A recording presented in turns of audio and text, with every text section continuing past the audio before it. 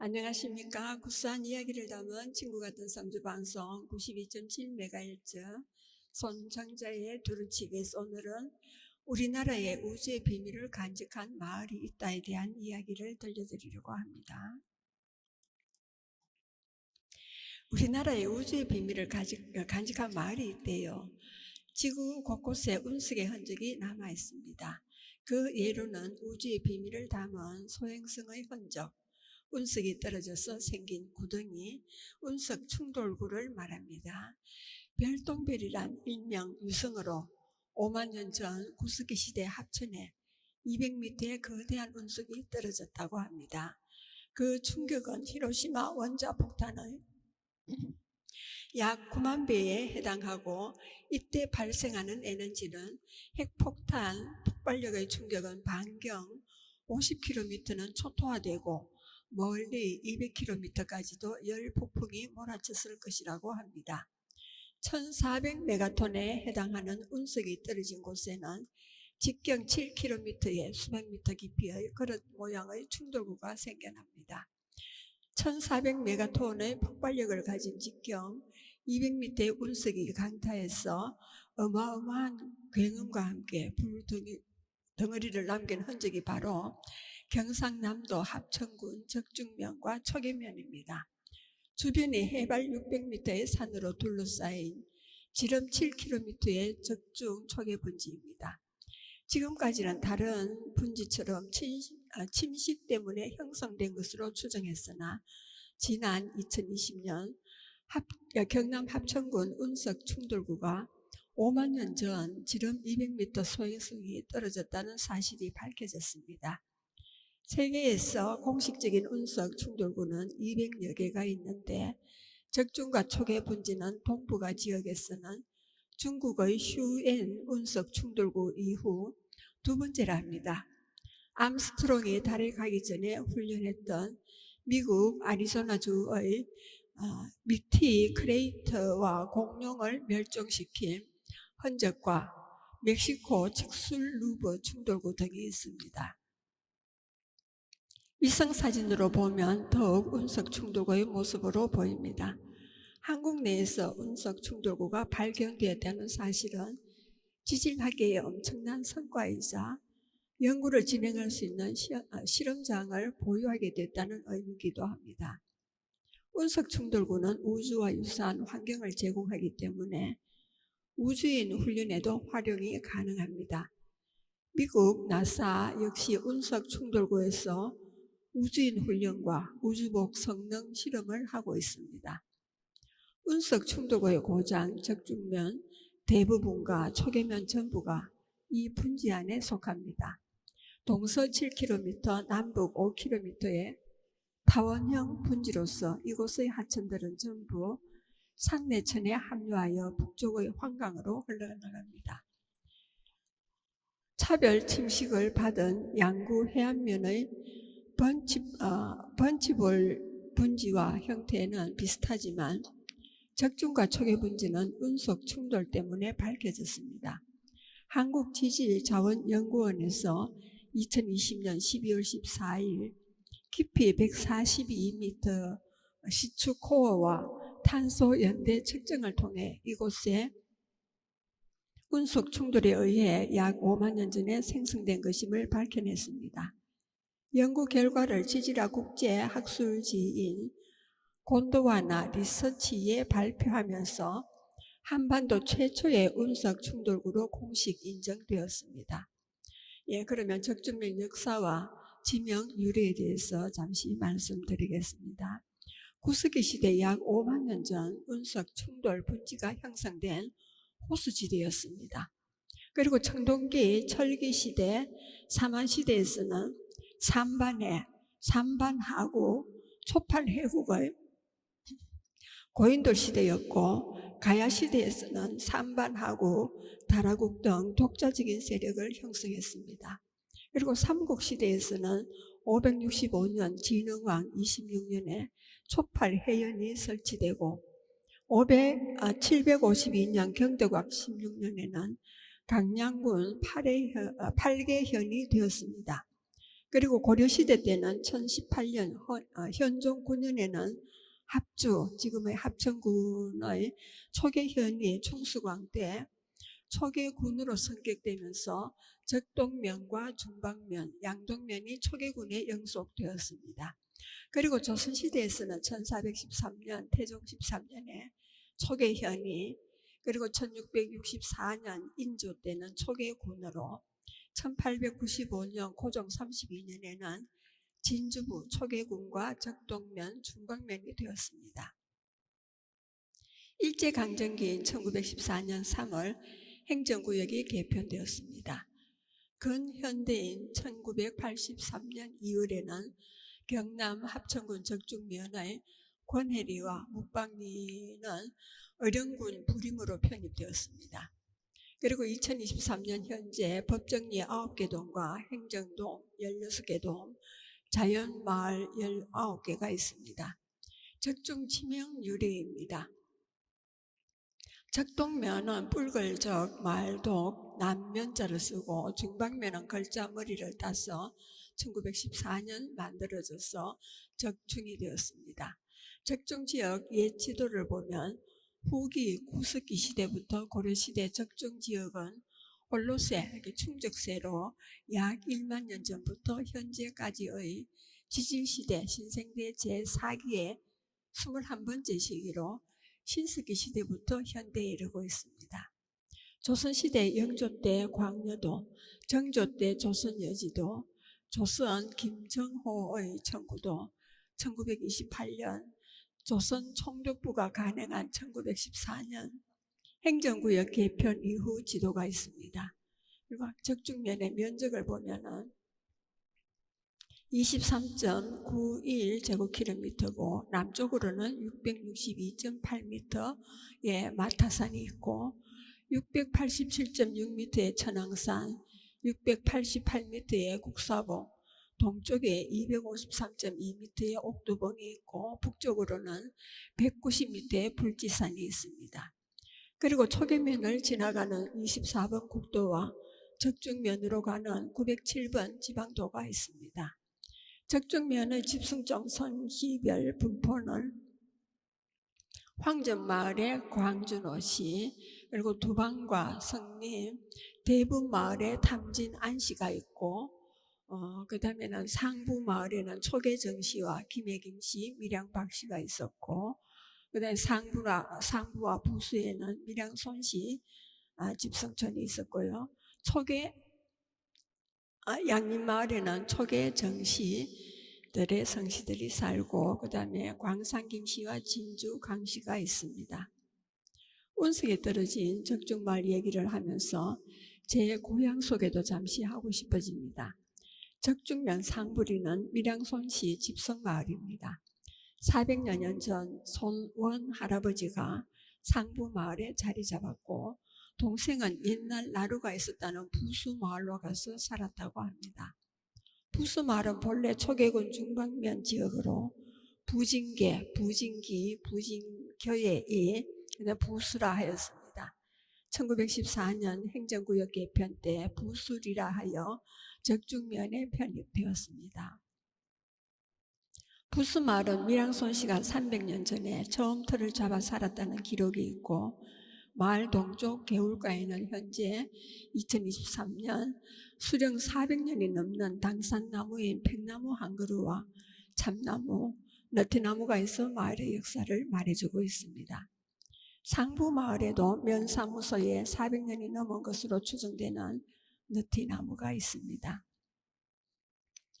상부마을 입향조인 원 할아버지의 묘소와 후손들 일부의 묘소가 불지산에 있어 조상님의 묘소에서 해마다 음력 10월 둘째 주 토요일에 묘사를 지내고 있습니다. 손씨성은 중국의 손씨와는 다릅니다. 한국의 손씨는 신라 옛서라버리죠. 사로국의 대수촌장으로 기원전 57년 육부촌장과 함께 박영거세를 왕으로 추대하여 서라벌을 건국했습니다.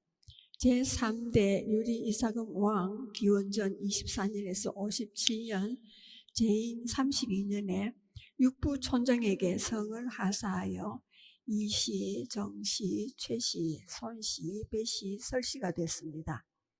이때 받은 6성씨는 2025년 현재 2082년의 성씨 역사를 지니고 있어 고승에 해당합니다. 우리 손씨의 연운을 보면은 신라 개국공신으로 문희왕으로 처음 녹봉된 초봉 구레마를 덕성시조로 하고 있습니다. 중시조는 손순이고 구레마의 후손입니다. 손순의 맏아들 손부가 신라의 일부 상서를 지내고 청성부원군에 봉해졌습니다. 손부의 장남인 손익감이 신라 때 공을 세워 응청군 옛 밀양의 이름에 봉해져 후손들이 본관을 밀양 손씨로 하여 계통을 이어오고 있습니다.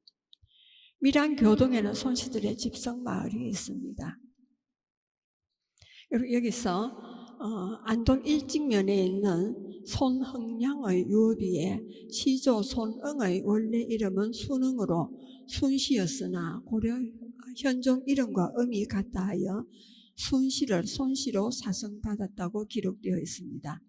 그래서 안동 손씨를 제외한 모든 손씨는 같은 조상과 같은 뿌리인 동조 동근으로 하는 동원분파라는 것이 일반적인 생각입니다.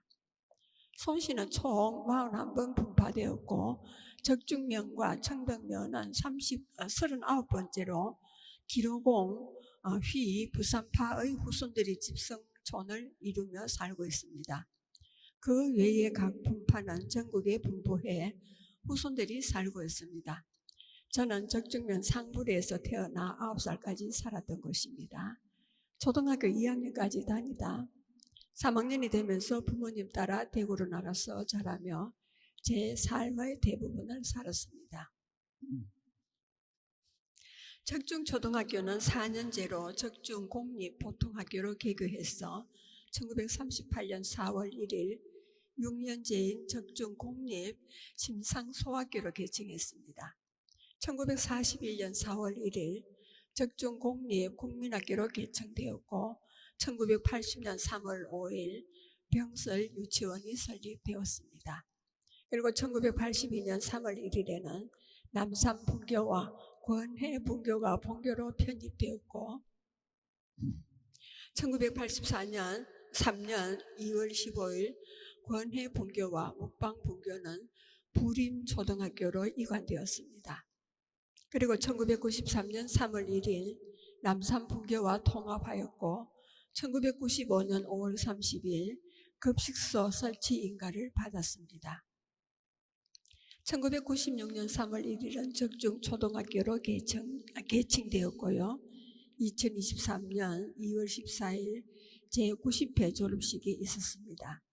졸업생 수는 총 4,495명이고 2023년 3월 학생 수는 1학년부터 6학년까지 17명이고 유치원생이 3명이 다니고 있습니다.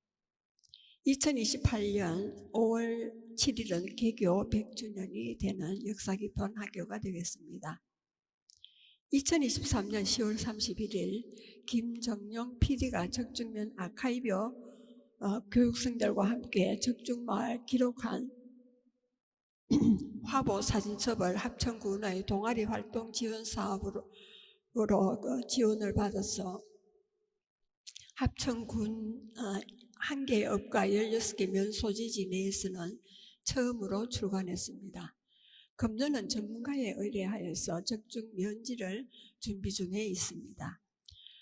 합천 운석구 환종주는 대암산 주차장에서 대암산 591m, 그리고 무월봉 607m, 태백산 578m, 큰고개 제에서 천왕산 678m, 그리고 봉오제를 넘어서 미타산 663m, 홀로제와 송림제를 건너서 옥두봉 253m와 적중교까지의 코스가 있습니다. 거리는 19.7km이고 시간은 약 8시간 45분 소요된다고 합니다. 적중 초기가 운석 분지라는 소문이 나면서 방문객이 늘어나고 있는데 합천군에서도 여러 프로그램을 준비 중에 있습니다. 우리나라의 유일한 운석 충돌구를 등산할 수 있을 때 봄에 꽃피면 한번 다녀가시면 좋을 것 같습니다. 강력 추천합니다. 그리고 이제 다른 내용이 되겠습니다. 사막의 최대 위험은 폭우라고 합니다. 사막의 위험성 체크리스트에서 목숨과 직결된 상식 하나로 사막에 갈 일이 있다면 폭우를 조심하라고 합니다. 보통 사막에는 탈수 때문에 죽거나 조난으로 목숨을 잃는 경우가 많다고 생각하지만 이는 사막에 대한 오해입니다. 사막에 도사리고 있는 위험 중 가장 큰 위험은 바로 익사라고 합니다. 1995년 사하라 사막에서 폭우가 쏟아져서 무려 300명 이상이 익사로 사망한 인명피해가 있었습니다. 2024년 10월 2일에도 똑같은 이유로 사하라 사막에서 이례적인 폭우로 20명 이상이 사망하고 사고가 났는데 두 사고 모두 단 한 번의 폭우 때문이었습니다. 사막에 비가 오는 경우는 드문 것은 사실이지만 한 번 왔다 하면 폭우 수준으로 비가 옵니다. 평탄한 지대에서 물이 갑자기 불어나기 때문에 피할 새도 없이 쏠리면서 변을 당하게 됩니다. 또 사막 전체가 아닌 국소 지역에 쏟아지는 경우도 많아서 사막에서의 익사 피해가 더 심각하답니다. 작년 2024년에도 지구상에서 가장 건조하기로 유명한 사하라 사막에 50년 만에 이례적인 폭우로 홍수가 났는데 단 이틀 만에 1년치 강우량이 쏟아졌습니다. 이렇게 갑자기 들이닥친 비로 인해 모로코와 알제리 등의 주변 국가에서도 20명 이상 사망했다고 합니다. 네, 그리고 또 다른 이야기로는 고양이도 12지신에 든다고 합니다. 베트남 12지신에서는 토끼띠 대신에 고양이띠가 존재합니다. 중국에서 유래한 12지신이 베트남으로 전해지면서 토끼 묘자가 고양이의 모와 비슷한 발음으로 토끼띠가 고양이띠로 탈바꿈되었다는 설입니다. 예쁘고 귀엽게 생긴 고양이띠는 왜 없을까 늘 궁금하게 여겼는데 베트남에 있더군요. 고양이띠뿐 아니라 코끼리띠, 사자띠도 존재한답니다. 인도에서는 호랑이띠, 용띠 대신 사자띠와 나가띠가 있습니다. 이 나가는 상상 속 동물입니다. 태국에는 돼지띠 대신 코끼리띠가 있습니다. 12지신은 나라별로 친숙하고 의미 있는 동물로 선발된 것으로 추측하고 있습니다. 그리고 또 다른 이야기입니다. 350만 년 된 박테리아로 불로장생을 한다고 합니다. 진시황의 소원이었던 불로장생의 꿈을 이루게 될지도 모르겠네요. 영생할지도 모른다는 것이 발견되었기 때문입니다. 2009년 시베리아 야쿠츠크에서 러시아 과학자 아나톨리 브루치코프는 여름에도 녹지 않고 2년 이상 연속적으로 0도 이하를 유지하는 토양이나 수정 퇴적물인 영구 동토층에서 350만 년 된 박테리아 바실리스 F를 발견하고 인간 수면 연구에 매진했습니다. 머르치코프는 야쿠츠크 지역 사람들이 평균보다 더 장수하는 이유가 바실러스 F가 이 지역의 물 공급에 침투했기 때문이라 예상하고 바실러스 F는 동식물 및 인간에게도 효과가 있을 수 있다고 생각하여 2015년 이 실험을 단행했습니다.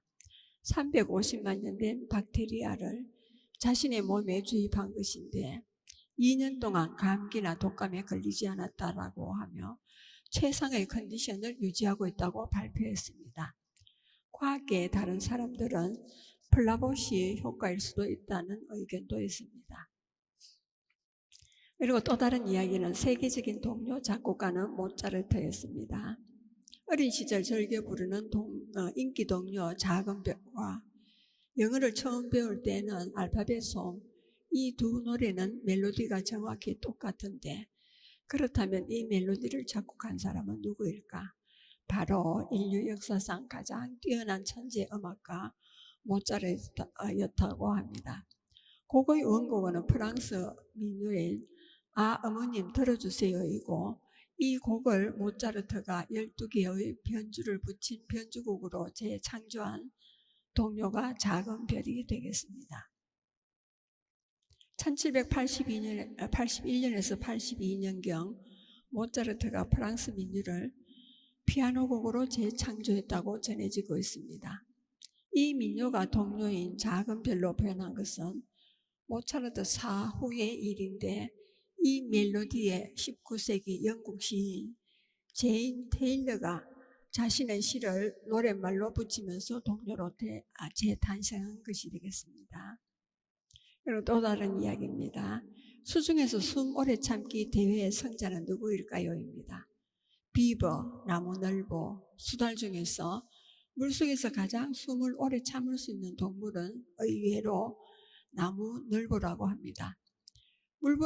물속에서 8분 경과 후 서식처가 물인 수달이 가장 먼저 탈락하고 15분 경과 후에는 비버가 탈락했다고 합니다.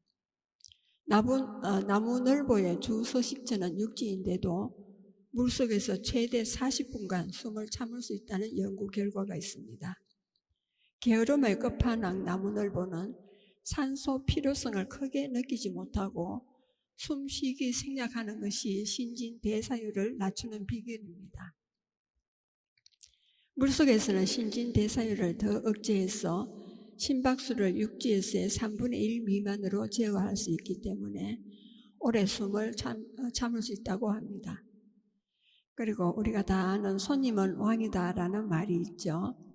실제 의미와 유래를 볼 때 백화점, 호텔, 음식점, 카페에서 손님은 왕이라며 황당한 요구를 하는 손님들이 있습니다. 그런데 손님이 왕이라고 잘못 주장했다가는 왕을 사칭했다는 이유로 곤란해질 수가 있습니다. 손님은 왕이다라는 말을 처음 사용한 사람은 프랑스 파리의 알 호텔 창업주 세자르 리처인데, 호텔은 실제로 왕이나 왕족이 이용하던 곳이었기 때문입니다. 실제 뜻은 손님을 왕처럼 대하라는 의미가 아니었고, 호텔 손님이 진짜로 왕이었기 때문에 생긴 문구입니다.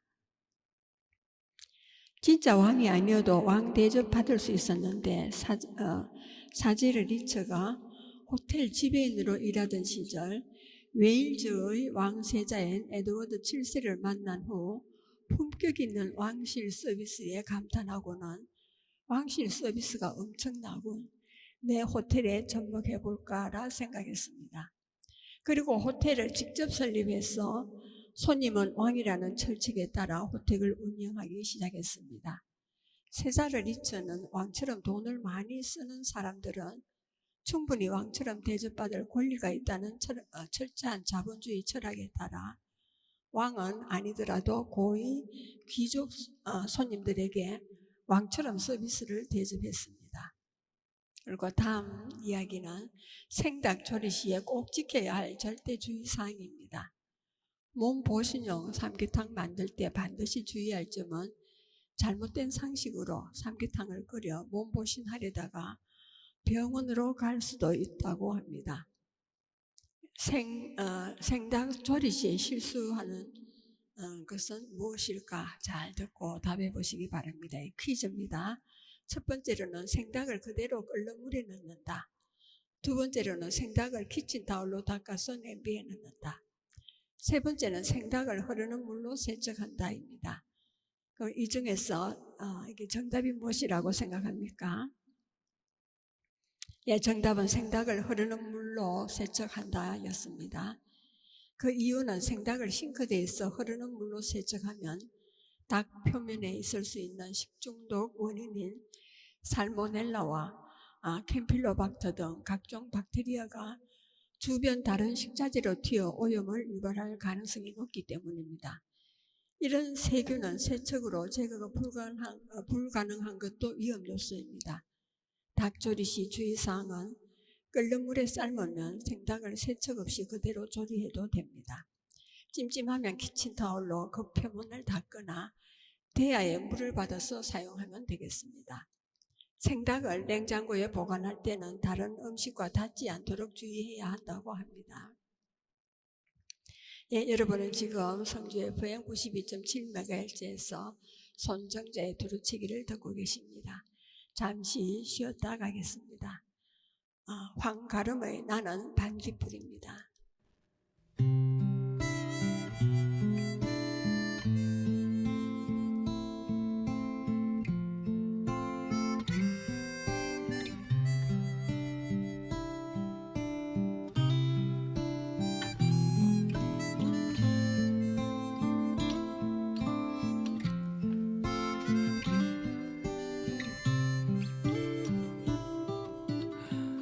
나는 내가 빛나는 별인 줄 알았어요. 한 번도 의심한 적 없었죠. 몰랐어요. 난 내가 벌레라는 것을. 그래도 괜찮아, 난 눈부시니까. 하늘에서 떨어진 별인 줄 알았어요. 소원을 들어주는 작은 별. 몰랐어요. 난 내가 개똥벌레라는 것을. 그래도 괜찮아, 난 빛날 테니까. 예, 재미있는 이야기를 또 하나 하겠습니다. 돌고래가 환각 파티를 즐긴다고 합니다. 환각 파티 현장에서 체포된 현행범의 정체는 돌고래였습니다. 우리에게 친근한 수준 동물이자 지능이 높기로 유명한 돌고래가 알고 보니 환각을 즐긴다고 합니다. 보고는 공격을 받거나 위험을 느끼면 몸을 부풀리거나 독을 분비하는데, 보고 독의 성분인 테트로통신은 청산가리의 약 10배의 치사율을 가졌을 정도로 위험해서 보고 한 마리 독이 성인 33명을 사망에 이르게 할 수 있을 정도로 치명적입니다. 돌고래들은 이 독이 든 보고를 입에 물고 서로 패스하고 공놀이하듯 즐기다고 하는데, 돌고래들은 보고를 죽지 않을 정도로만 살짝 깨물고 20-30분간 가지고 노는데, 이러면 마치 취한 듯이 눈이 풀리고 흐느적거리며 떠 있기도 합니다. 한 동물학자의 해석은 돌고래들은 매우 약하고 섬세하게 보고를 깨문 뒤에 그 독에 의한 효과를 즐기는 것이라고 합니다. 즉, 돌고래가 보고를 환각제처럼 활용하면서 쾌락을 즐긴다는 것이지요. 그리고 고래에게 가장 위험한 것은 바닷물이라고 합니다. 바다에 사는 대왕고래에게 가장 위험한 것이 바닷물이라고 하니 믿겨지십니까? 지구 역사상 가장 큰 동물 대왕고래는 바다의 거대한 포식자로 오랜 세월 군림하면서 커다란 입을 벌려 먹이와 바닷물을 빨아들이는데, 한 번에 입으로 들어가는 바닷물의 양은 자그마치 7만 리터나 된답니다. 만약 대왕고래가 이 많은 바닷물을 그대로 다 삼킨다면 죽었을지도 모르는데, 고래는 어류가 아니라 포유류이기 때문에 바닷물을 많이 마시면 생명이 위험할 수 있습니다. 대왕고래와 흑등고래처럼 커다란 고래들은 잇몸에 수염판이 달려있어 먹이와 함께 바닷물을 쭉 빨아들인 다음 잇몸 속의 수염판을 필터처럼 사용해서 먹이만 걸러낸 후에 입안 가득 머금었던 바닷물은 다시 밖으로 보낸답니다. 먹이 섭취 과정에서 어쩔 수 없이 마시게 되는 최소한의 바닷물과 신장을 통해 빠르게 배출하기 때문에 대왕고래 오줌의 염분 농도는 바닷물보다 2.5배 더 높다고 합니다. 대왕고래에 대한 또 하나의 오해는 피노키오나 제퍼토 할아버지를 삼킬 수 없는 작은 목구멍 크기입니다. 동어와는 달리 대왕고래의 목구멍 크기는 바닷물을 적게 마시기 위해서 겨우 자몽 한 개를 삼킬 수 있는 정도의 작은 크기라고 합니다. 믿겨지십니까?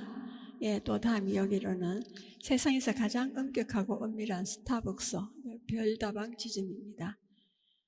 내비게이션과 인터넷 지도 등 GPS로는 검색 불가능한 카페, 바리스타 직원 면접에서도 독특한 질문을 받습니다. 본인이나 가족 중에서 범죄 경력이 있는 전과자가 있습니까? 테러단체와 접촉한 적이 있습니까? 이 카페의 바리스타가 되려면 이력서 제출만이 아니라 엄격한 면접과 신원조사까지 거쳐야 하고 출퇴근 시 밀착 감시까지 받아야 합니다. 게다가 일터에서는 스마트폰 일체 사용 금지가 되고 근무 사실조차 누구에게도 발설 금지되는 조건이 있습니다. 전 세계 모든 지점에서 같은 맛, 같은 서비스를 제공하는 것이 장점인 스타벅스의 엄밀한 지점으로 스타벅스 미국 CIA 지점입니다. 출입이 엄격히 금지된 국가기관 미국 CIA 건물 내 스타벅스 카페의 바리스타 채용에도 철저한 신원 조사를 하는데 직원뿐만 아니라 고객에게도 다른 스타벅스과 확연히 다른 서비스를 제공한답니다. 스타벅스 사용 불가한 점과 CIA 지점의 특별한 서비스는 그럼 무엇일까요? 고객 닉네임 호명 금지고 영수증에도 단순히 매장 번호 NO1이라고만 표기한답니다. 신원 노출을 우려해서 컵에는 가명조차 쓰지 않고요. 리워드 카드도 사용 불가합니다. 전자 주문도 불가하고요. 보안에 철저한 국가기관이라 대부분의 CIA 직원은 출근 후에도 외출을 잘하지 않기 때문에 벅스 CIA 지점에는 매일매일 긴 줄이 유명하고 가끔은 이곳에서 CIA 요원 면접도 이루어진다는 엄밀한 별다방을 말합니다. 그리고 다음은 하마는 사실 수영을 못한다고 하네요. 육지에 말이 있다면 물속에는 강에서 사는 말이라는 의미의 하마가 있습니다. 그동안 용케 숨겨왔던 하마의 비밀이 있습니다. 바로 하마는 수영을 못한다는 것입니다. 강아지도 수영을 하는데 물을 좋아하기로 유명한 동물 하마가 수영을 못한다는 말 믿겨지십니까? 물 밖에서 보면 마치 둥둥 떠다니는 것으로 보일 수 있지만 사실은 땅에 발을 짚거나 통통 뛰어다니는 것이라 합니다. 하마가 수영을 못하는 이유는 하마는 약 5cm 정도의 두꺼운 피부와 촘촘한 근육의 소유자이고 성인 하마는 보통 몸 길이가 4-5m가 되고 몸무게가 1800에서 3600kg에 이를 정도로 너무 무거워서 부력의 영향을 받기 어려워 물에 뜨기가 힘듭니다. 그럼에도 하마가 물속에서 편하게 이동할 수 있는 이유는 하마는 수영 천재는 아니지만 잠수 천재이기 때문이라고 합니다.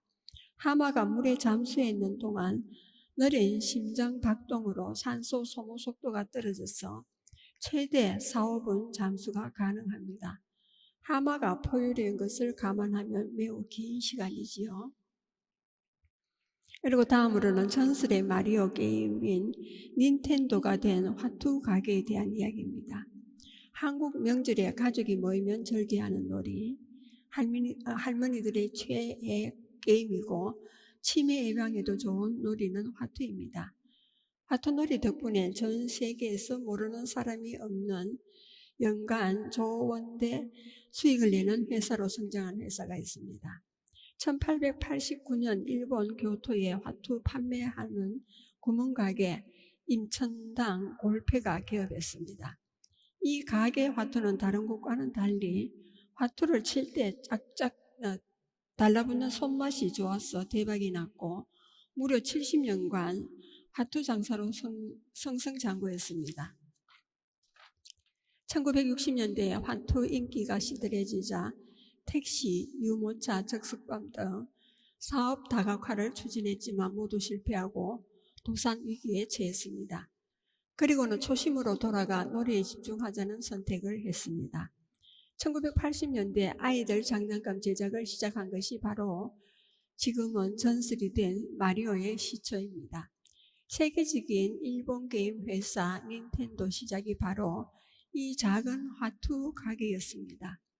화투 가게 이름이었던 임천당이 일본 발음으로 닌텐도인데 뜻은 맡김입니다. 하늘천, 즉 닌텐도 이름의 의미는 하늘에 맡겨라는 뜻입니다. 화투라는 아날로그 게임 회사에서 현재 디지털 게임 회사로 거듭난 닌텐도, 화투 닌텐도는 같은 회사 게임이었던 것입니다. 그리고 다음 이야기로는 메추리알의 새하얀 비밀입니다. 메추리알의 신비이지요. 메추리알 껍질에 얼룩덜룩한 무늬를 지울 수가 있습니다. 메추리알 아래 색을 지우는 초간단 방법은 물티슈로 문지르면 지워진다고 하네요. 메추리알 표면 갈색 반점의 정체는 어미새의 난관에서 알이 만들어질 때 난각, 즉 껍질 위에 색소가 침착되어 생긴 것으로 색소의 성분은 프로토포르피린입니다. 이 성분은 물과 쉽게 결합하는 친수성, 즉 물에 잘 용해되는 성질을 갖고 있습니다. 그래서 물티슈로 문지르면 색소가 지워집니다. 의문은 뜨거운 물에 씻을 때는 왜 안 지워질까요? 인데 물에 삶아도 색이 엷어지기는 합니다. 그리고 다음으로는 해피메탈의 의외의 성지가 있습니다. 1960년대 말에 일어난 록 음악의 한 가지입니다. 전자장치에 의한 금속음과 무거운 비트 등이 특징입니다. 10대 청춘기 남학생이라면 한 번은 겪는 고질병인 바로 자유와 반항의 상징 락, 스피릿, 해피메탈, 불변의 멋을 가지고 있어서 꾸준한 매니아층을 가진 음악 장르인 헤비메탈입니다. 이 헤비메탈이 가장 인기 있고 대중화된 나라는 어디일까요? 여러분 아십니까? 세계적인 밴드 메탈리카가 탄생한 미국일까요? 아니면 헤비메탈이 탄생한 본고장 영국일까요? 그러나 의외로 헤비메탈의 성지인 나라는 북유럽의 핀란드라고 합니다. 2016년 유럽 헤비메탈 지도에 따르면 세계적인 헤비메탈 밴드 여럿이 탄생한 미국은 인구 100만 명당 헤비메탈 밴드 수가 약 55개가 있습니다. 반면 미국 인구의 62분의 1밖에 되지 않는 핀란드 인구는 100만 명당 헤비메탈 밴드 수가 무려 630개가 있다고 합니다. 핀란드는 세계에서 유일하게 헤비메탈이 대중음악의 주류 음악인 메인스트림 나라가 되겠습니다. 핀란드에서 헤비메탈이 얼마나 인기가 있느냐 하면은 2019년에는 세계 최초로 헤비메탈 음악과 헤드뱅잉을 하면서 뜨개질하는 헤비메탈 뜨개질 대회를 개최했을 정도였습니다. 또 2009년부터 16년째 활동 중인 헤비메탈 동료 밴드도 있습니다. 헤비메탈 장르는 국제 양극화로 소외된 영국 청년들에 의해 탄생했습니다. 아이러니컬하게도 국가 경쟁력 및 교육과 복지로 세계적인 수준인 핀란드에서 헤비메탈이 더 인기라는 점입니다. 연구에 의하면 요즘은 헤비메탈 음악이 선진화되고 지식 기반이 강한 지역에서 더 인기 있는 것으로 보고되었습니다. 단조롭고 풍요로운 일상의 반작용 때문인 것으로 해석됩니다. 헤비메탈의 폭력성이 스칸디나비아 바이킹 역사에도 부합하기 때문이라는 주장도 있습니다. 그리고 또 다른 이야기로는 돼지는 사실 몸짱입니다. 돼지 같다는 말은 살이 많이 찐 사람들에게 놀림처럼 따라붙는 말이어서 이런 말을 듣고 기분 좋을 사람은 없죠. 진짜 똑똑한 사람들은 이 돼지 같다는 말에 기분 나쁘지 않는데 뚱뚱함의 대명사가 된 돼지가 사실은 몸짱 중에 몸짱이랍니다. 돼지의 체지방률은 평균 15% 이하인데 일반적인 성인 남성의 평균 체지방률이 10에서 20%, 성인 여성의 평균 체지방률이 20에서 30%인 것을 감안하면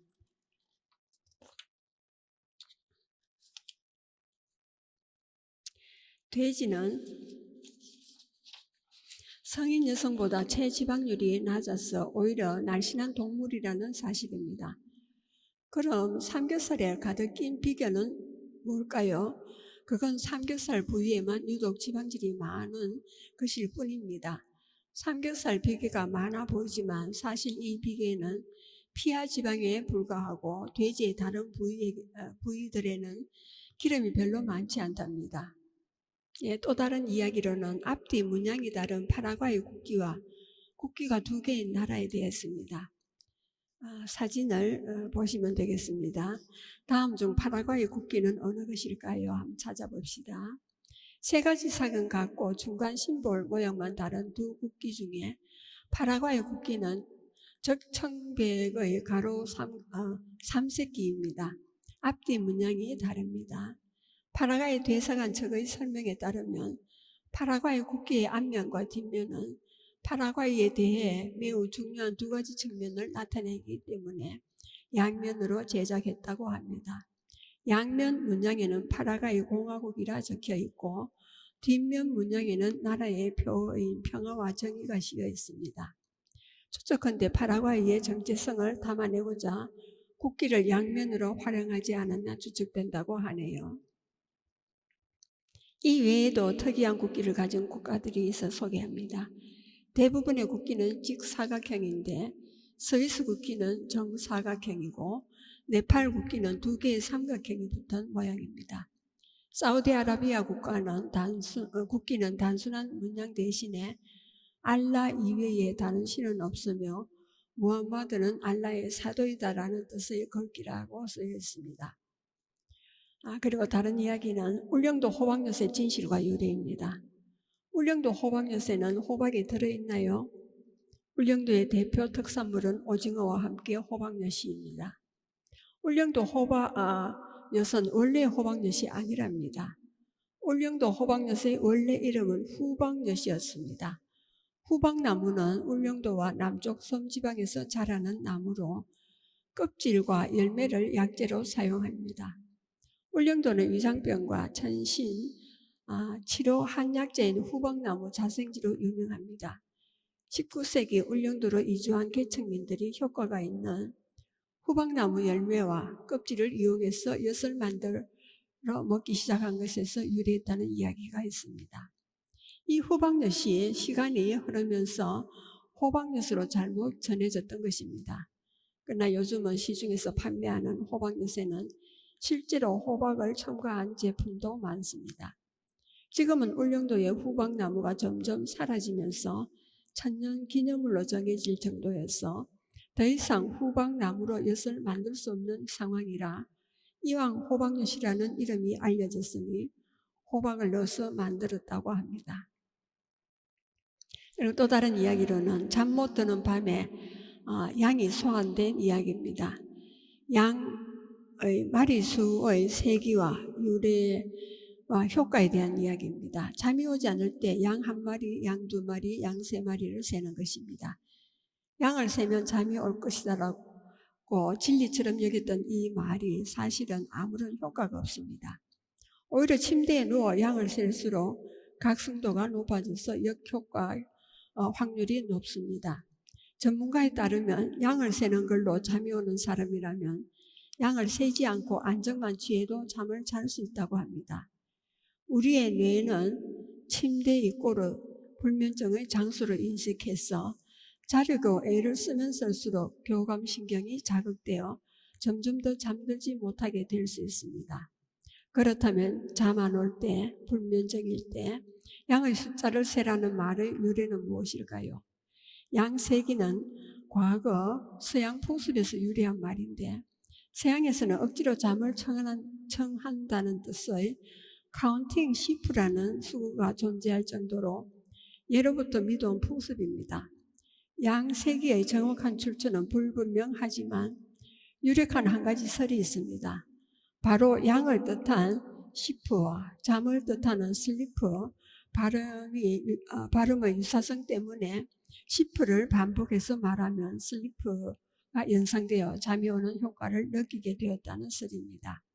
이 주장이 맞고 효과가 있다 하더라도 영어가 아닌 한국어로 양을 세는 것은 말이 안 된다는 것입니다. 불면증으로 고통받는다면 해결 방법은 양을 세는 것이 아니라 낮 시간에 활동량을 늘리는 것을 추천합니다.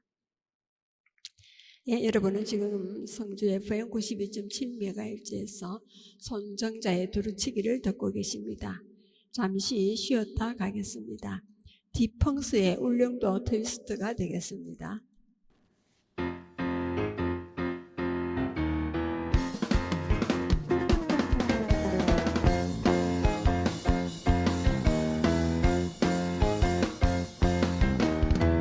울렁울렁대는 가슴 안고 연락선을 타고 가면 울릉도라 뱃머리도 신이 나서 트위스트 아름다운 울릉도 붉게 피어나는 동백꽃잎처럼 아가씨들 예쁘고 둘이 먹다가 하나 죽어도 모르는 호박엿 울렁울렁대는 저녁의 심 오징어가 풍년이면 시집가요 육지 손님 어서와요 트위스트 나를 데려가세요.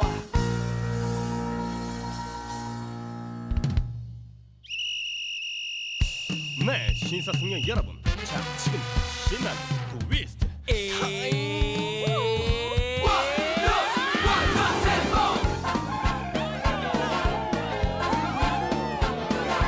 울렁울렁울렁대는 울릉도길 연락선도 형편없이 지쳤구나 어지러워 비트비트 트위스트 여기 바로 울릉도 피아노 베이스 드럼 예, 계속하겠습니다.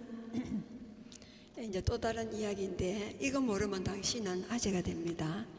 40%가 넘는 PC방 점유율을 보이는 국민게임 리그 오브 레전드 많이 아실 텐데요. 롤 좀 한다는 남학생들에게 아재들은 모르는 게임 규칙, 여자친구에게 나의 닉네임을 알리지 마라. 그런데 최근 오빠해라는 앱이 등장해 닉네임만 검색하면 최근 언제 롤을 했는지 감시할 수 있는 앱이 있다고 합니다. 남자분들 닉네임 들키지 마세요. 그리고 오빠랑 MT 갈래? MT 하면 모텔을 떠올린 텐데요. 요즘은 모텔도 광고하는 시대입니다. 젊은 세대들은 비싼 호텔보다 대신 모텔에서 온갖 파티를 연다고 합니다. 모텔이 대중화 1등이 될 수 있었던 것은 바로 TV 광고 속 모텔 애플리케이션 덕분이라 합니다. 그래서 모텔 애플리케이션 검색이 순위가 3위가 파티이고 2위는 스파고 1위는 파티룸이었습니다. 그 대세는 혼방입니다. 혼자 하는 방송을 말합니다. 10대들의 장래 희망 1위가 혼자서 방송하는 1인 방송의 BJ라 합니다. 인터넷을 통해 방송하는 BJ들은 스타급의 인기를 누리며 큰 수입을 벌어들이고 있다고 합니다. 2015년 전 세계 1위 유튜브 스타 퓨디파이는 연봉이 무려 136억 원에 이른다고 하네요. 그리고 아재 출입 금지 구역은 어디일까요? 아재는 들어갈 수 없는 술집이 있는데요. 강남, 홍대 핫한 술집들은 나이 제한이 까다롭다고 합니다. 가장 핫한 지주점 S포차는 무려 97년생부터 85년생까지만 입장이 가능하다고 합니다. 그래서 아재는 옵니다. 아재 판독기가 있습니다. 만약 머리부터 발끝까지 김종국의 사랑스러워가 떠올렸다면 당신은 30%, 포미니스의 핫 이수는 20대, 머리부터 발끝까지 영이나 시인은 10대라고 합니다. 여러분은 어떤 노래가 떠오르셨나요? 자다 나왔니입니다. 마치 잠옷 블라우스 같은 느낌의 옷이 최근 유행이랍니다. 바로 파자마 룩인데요. 최근 구찌, 페레가모 등 경품 컬렉션에 연이어 등장하고 있다고 합니다. 잠옷처럼 보이지만 엄연한 패션이라는 점입니다. 패션하면 헤어스타일도 빼놓을 수 없죠. 2016년 봄 프라다 패션 등 컬렉션에서 짧은 앞머리가 많이 보이면서 처피팽이 화제입니다. 그리고 이영지어 세대가 무엇일까요? 바로 인정의 약자입니다. 인정 문화란 자신의 행동이나 라이프 스타일을 타인에게 인정받고 싶어하는 20대의 새로운 문화입니다. SNS에 글을 올린 뒤 OG라는 초성을 붙여주는 건데, 인터넷에서 아재라는 말 보셔서 이제 당황하지 마세요. 그리고 있어빌리티가 있습니다. 있다는 표현과 영어 단어인 ability를 합성해 만든 신조어입니다. 있고 없고를 떠나 남이 봤을 때 뭔가 있어 보이는 능력을 말하는 것입니다. 있어빌리티의 최신 트렌드는 급이 되는 취미 활동을 찍어 올리는 것인데요. 사진 하나에도 많은 의미를 담는 요즘 친구들, 이해하지 못하면 당신은 아재밍 아웃을 하셔야 합니다. 그리고 아재는 모르는 감금 데이트가 있습니다. 최근 대학가 주변에 방탈출 카페들이 연이어 자리 잡고 있는데요. 연인들의 새로운 성지라고 합니다. 방탈출 카페는 제한 시간 안에 밀실에서 암호를 추리 해독해야 하는 공간놀이라고 합니다. 일단 밀폐된 방의 컨셉이 특이하고 난이도 또한 다양하다는데요. 모험심이 강한 젊은 아재 여러분들도 도전해 보세요. 그리고 억대 조공의 끝입니다. 아이돌 팬들이 자신의 스타에게 선물을 보내는 것을 조공이라 하는데요. 요즘 팬덤은 기승전 조공이라고 할 만큼 조공 문화가 꽤 버라이어티합니다.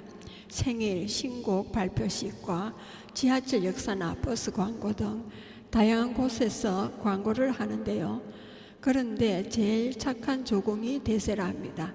숲을 조성하거나 개발도상국에 우물을 만들어주는 등의 좋은 일을 한다고도 하네요. 그리고 편성포 없는 드라마입니다. 2015년 국내에서 만들어진 웹 드라마만 무려 67편. 최근 웹 드라마 시장이 부쩍 커지고 있는데요. 지난해 조회수 1위인 도전의 바나다의 조회수는 무려 2,112만 건에 달한다고 합니다. TV 드라마뿐만 아니라 볼 드라마가 훨씬 많아진 건 좋은 일이죠. 그리고 갓 세정 비글 쏘미 최별명입니다. 대한민국에서 가장 뜨거운 소녀들 IOI입니다. 46개 기획사가 참여한 3개월에 걸쳐 101명의 소녀들이 경쟁하여 만들어진 IOI입니다. 그룹명은 101을 영어 알파벳에서 따와서 101이 된 것입니다. 수많은 국민 프로듀스가 선택한 것으로 1400대 1의 경쟁률을 뚫고 데뷔한 IOI 멤버 11명이 뜨거운 인기를 누리고 있습니다. 그리고 국민 개구리가 있습니다. 헐리우드의 유재석, 미국의 인연격 소우의 MC인 커밋 더 프로그다의 헐리우드 명예의 거리에 이름이 새겨진 것은 물론이고 2005년 월드 투어까지 마친 세계적인 스타인데요. 최근 젊은이들 사이에 큰 인기를 끌고 있습니다. 바로 SN상에서 인증샷을 찍는 것이 유행이 되었으라고 하는데요. 여러분도 커밋과 사진 찍으면 유행에 동참하는 것입니다. 그리고 카드 마니가 있습니다. 아재들은 절대로 모르는 10대 문화가 있다고요. 10대들은 편의점과 교통카드만 있으면 만수르 부러울 게 없다고 합니다. 편의점에 따라 다르지만 할인은 물론 1+1 상품들도 많습니다.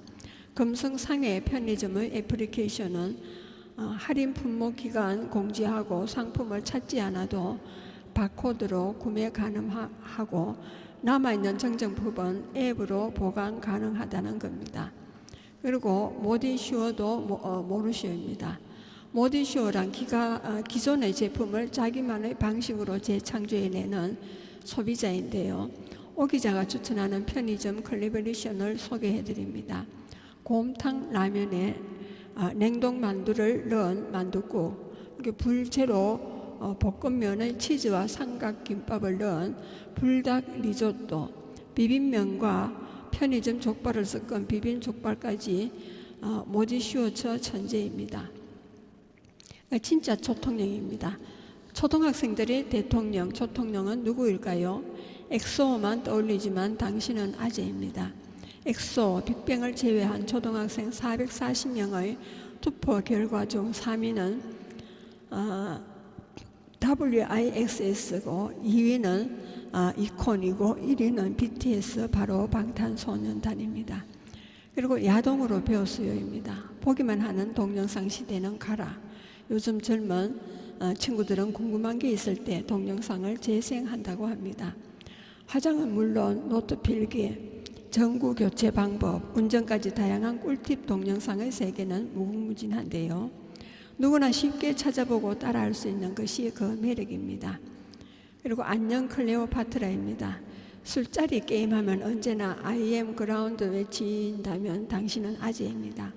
2016년 핫한 술게임 지금부터 공개하면 동물의 왕국, 오렌지 방귀, 공산당 게임 등 10손가락 셀 수 없을 만큼 많이 있는데요.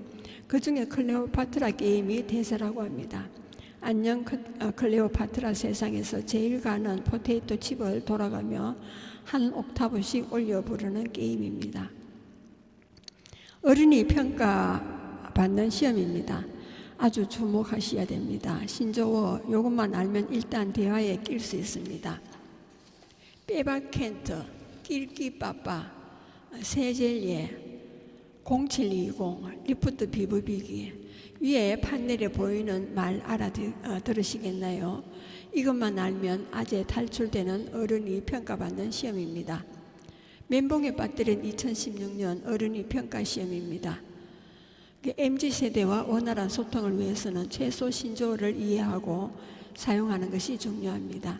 MZ세대 용어인 히얼사, 미션 129, 어쩔 TV 등 다양한 신조어를 학습하고 실생활에 적용해 보세요. 이런 용어들은 젊은 세대와의 대화에서 자연스럽게 어울리며 소통의 장벽을 허물어줍니다. 지금 바로 MZ세대 신조어를 익혀 더욱 친밀한 관계를 형성해 보기 바랍니다. 그럼 신조어는 몇 개까지 알고 있나요? 말씀드려 보겠습니다. 복세 편찰은 복잡한 세상 편하게 살자입니다. 낄끼빠빠는 낄 때 끼고 빠질 때 빠지라는 말이고요. 빼박캔트는 빼도 박도 못한다는 캔트입니다. 그리고 별다줄은 별걸 다 줄인다는 말이고요. 핀팽은 핑거, 프린세스, 손 하나 까딱 안 하는 사람을 말합니다. 비담은 비주얼 담당이고요. 사바사는 사람 바이 사람, 사람마다 다르다는 뜻입니다. 갈비는 갈수록 비호감이라는 뜻이고요. 버터페이스는 버터페이스, 다른 건 다 좋은데 외모가 좀 그렇다는 뜻입니다. 제고체입니다. 제복이 곧 내용입니다. 드럽은 덜 로브를 말하고요. 에빼시는 애거 빼면 시체라는 뜻입니다. 고다비는 고구마를 100개 먹은 것처럼 답답한 사람을 말하고요. 그 다음에 글설리는 글 작성사를 설레게 하는 리프를 말합니다. 그리고 가심남은 가지고 싶은 만큼 매력 있는 남자를 뜻합니다. 고나리는 관리 오타가 되겠습니다. 남에게 과시함을 비꼬는 말입니다. 그리고 듀나는 EBCI 오타입니다. 그리고 번달 번줌은 번호 달라면 번호 준다는 뜻입니다. 그리고 세젤은 세상에서 제일이라는 뜻이고요. 페나저는 펜이 아니어도 저장하는 자를 뜻합니다. 그리고 대민만은 송일국 새 아들 대한민국 만세의 줄임말입니다. 그리고 어덕행덕입니다. 어차피 덕질할 거 행복하게 덕질하자는 뜻이고요. 연서복은 연애에 서툰 복학생을 뜻합니다. 사이다는 답답했던 상황이 뻥 뚫리는 상황을 말하는 것이고요.